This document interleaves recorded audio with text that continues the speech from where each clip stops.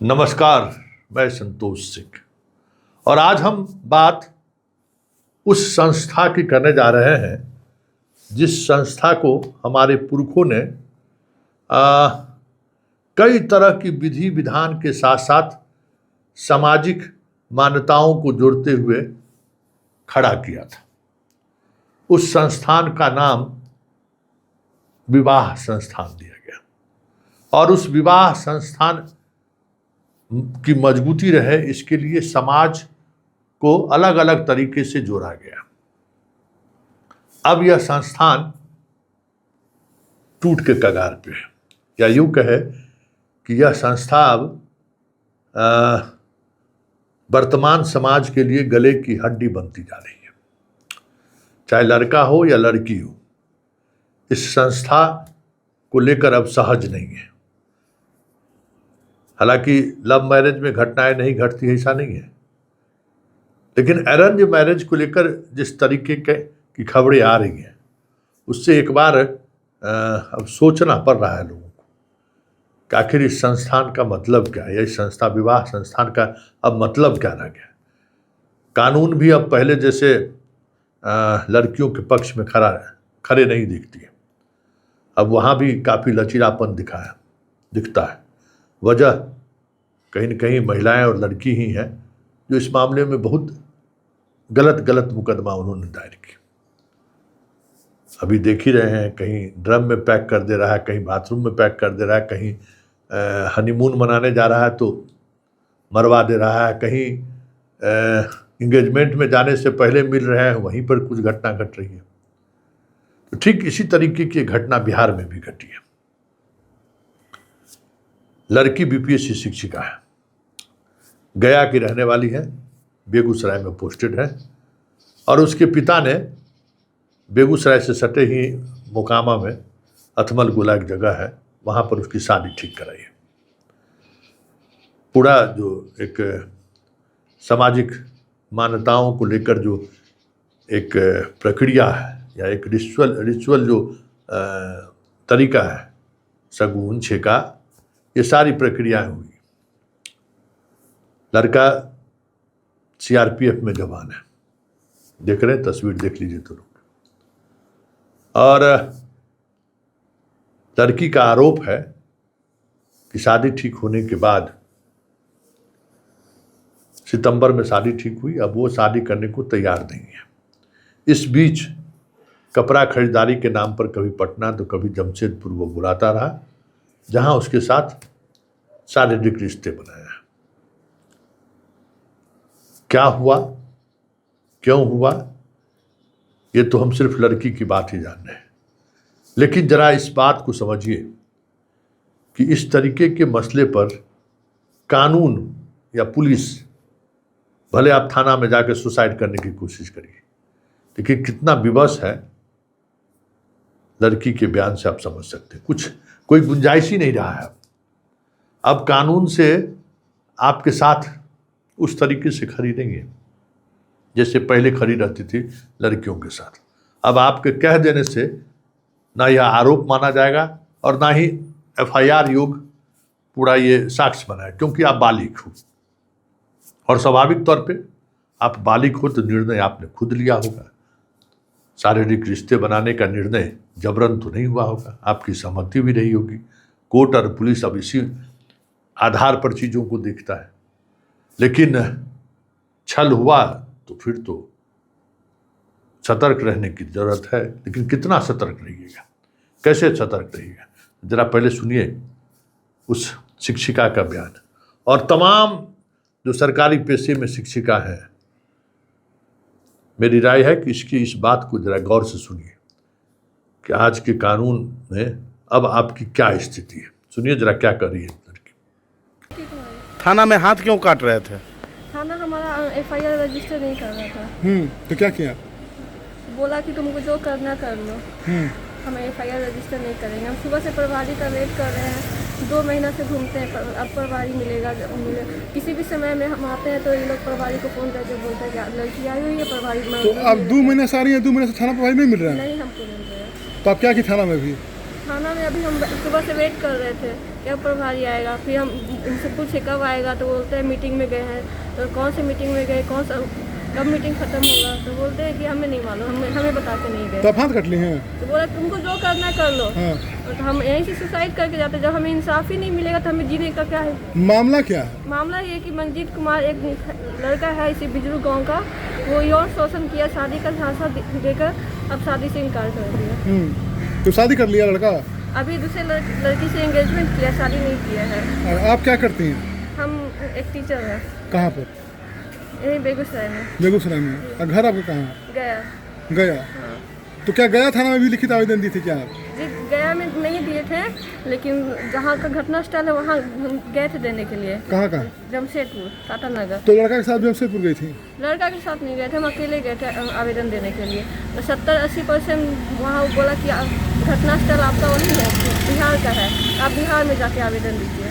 तो बिहार में हम जब आवेदन देते हैं तो बोलता है कि आपके साथ क्राइम हुआ है टाटा नगर। वहाँ जाके बोलते हैं तो बोलता है कि आप लड़की हैं, गया से है, मतलब बिहार से हैं, लड़का भी बिहार से है, तो आवेदन आप यहाँ कैसे एक्सेप्ट कर सकते हैं। तो अभी तो थाना में कहा गया कि आवेदन लिख के दीजिए। ये 0 FIR करने के लिए तैयार है। हमें 0 FIR नहीं करवाना, फिर वहाँ हमें कंफर्म करवा दे कि अगर हम यहाँ से 0 FIR होता है तो जमशेदपुर टाटा नगर मेरा FIR रजिस्टर करता है। वहाँ भी हम गए, हमारा FIR ये रजिस्टर। पहला बार कब मुलाकात हुई थी आपकी?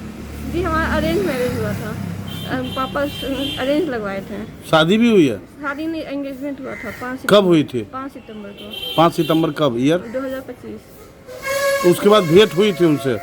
उसके बाद वो हमको बोला था कि हम शादी का शॉपिंग कराना है, ऐसे वैसे करना है। कभी पटना बुलाता था, कभी अपने इसका जीजा रहता है कुम्हरार में, वहाँ भी बुलाया। तो बिना परिवार को जानकारी दिए आप लोग? हम जानकारी दिए थे, पापा बोले थे ठीक है शादी होने वाली है, चले जाओ। पापा भी अब हमारे नहीं रहे। लड़का कहाँ पोस्टेड है? लड़का रायपुर में है। रायपुर में। अच्छा, पैसा का क्या मामला आ रहा है कि 2 लाख मांग रही है, 5 लाख मांग रही नहीं, है? हम कोई पैसा डिमांड नहीं किए हैं, हमको बस फंसाया जा रहा है कि हम पैसा डिमांड किए हैं किसी से। कहा जा रहा है कि 5 लाख की मांग की जा रही है आपके द्वारा। नहीं, हम पैसा हम कभी मांग नहीं किए हैं। अगर सबूत है उसके पास तो हमें सबूत दें। तो अब BPSC शिक्षिका है बेगूसराय में। तो एंगेजमेंट का कुछ फोटो तस्वीर होगा ना उस लड़के के साथ? हमारा महावीर मंदिर में हुआ था एंगेजमेंट, पारिवारिक रूप से हुआ था, ज़्यादा लंबा फंक्शन नहीं हुआ था। फिर घर आंगन में हमारा खान पियान हुआ था। तो उस समय लड़के के माता पिता सब मौजूद थे? हाँ, माता पिता, भाई, जीजा और उसका बहन, सब कोई था। बुजुर्ग का रहने वाला है? हाँ, क्या नाम बताया? मंजीत कुमार। और उसके पिता का नाम जानती हैं? अखिलेश सिंह। अखिलेश सिंह। तो आप लोग हमें जान से मारने की रोज धमकी मिलता है। कल भी फोन आया कि क्या कर लोगे तुम, हम देखते हैं कहाँ रहती हो, वहाँ पे आके तुमको वो उठवा लेंगे, गोली मार देंगे। कुछ रिकॉर्डिंग है उसका? हाँ, जान से मारने का? हमारे पास रिकॉर्डिंग है। ठीक है, थैंक यू। सुन लिए।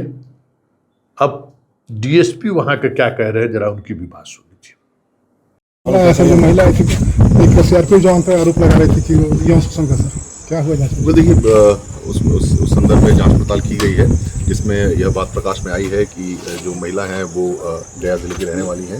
वो बेगूसराय में एक शिक्षिका हैं और उनका जो रिश्ता है अतमलगोला थाना अंतर्गत एक युवक से तय हुआ था, जिसके उपरांत उन लोगों की जो है शादी होने की बात हो रही थी, लेकिन बीच में किसी कारणवश शादी जो है टूट गया था, जिसको लेकर महिला ने इस दरमियान जो उनके साथ शादी का आश्वासन देकर यौन शोषण किए जाने की बात को लेकर वो यहाँ पर आ रही थी। हालांकि जो महिला के साथ जो भी मुलाकात इत्यादि सभी कुछ हुई हैं वो अतमलगोला थाना अंतर्गत नहीं हुई हैं, लेकिन जो अभियुक्त हैं, जो एलिजेड अभियुक्त हैं, वो अतमलगोला के रहने वाले हैं। तो उनको हम लोगों ने आश्वासन दिया है कि जो भी विधि सम्मत कार्रवाई है वो उनके आवेदन प्रेषित करने के उपरांत उसके हिसाब से की जाएगी। वो जैसे ही उन्होंने कहा है कि वो 1-2 दिनों में अपनी आवेदन को यहाँ प्रेषित करेंगी, और जब वो आवेदन देंगी तो जैसा वो कहेंगी वैसे आवेदन के हिसाब से विधि सम्मत कार्रवाई होगी। Thank you. सुन लिए। मतलब 0 FIR मतलब आप यहाँ कर दीजिए, हम जमशेदपुर भेज देंगे। और जमशेदपुर पुलिस क्या कह रही है आप सुन ही रहे। तो ऐसे में अगर पीड़िता है ये, तो इनको न्याय कैसे मिलेगा? क्या समाज का ताना बाना पूरी तौर पर टूट चुका है? क्योंकि पहले इस तरीके के मसले पर समाज काफ़ी एग्रेसिव रुख अख्तियार करता था। समाज दबाव बनाता था कि नहीं ऐसा नहीं होना चाहिए। जब आपने शादी ठीक कर ली है, जब आपने शादी की बात कर ली है, तो आप इससे इनकार नहीं कर सकते। कुछ ऐसी बात हो तो अलग बात है, लेकिन ऐसा तो कुछ था ही नहीं। तो ये संस्थान अब खतरे में है और हमें लगता है कि अब वक्त आ गया है लड़के लड़कियों को खुद इस मुद्दे पर समझने का। और आप अगर आर्थिक तौर पर मजबूत हैं तो फिर आप निर्णय ले सकते हैं,